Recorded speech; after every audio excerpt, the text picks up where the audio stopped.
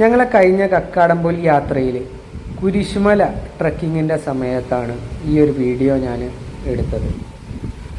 ഞങ്ങളൊരു ടീമായിട്ടാണ് പോയിട്ടുണ്ടായിരുന്നത്.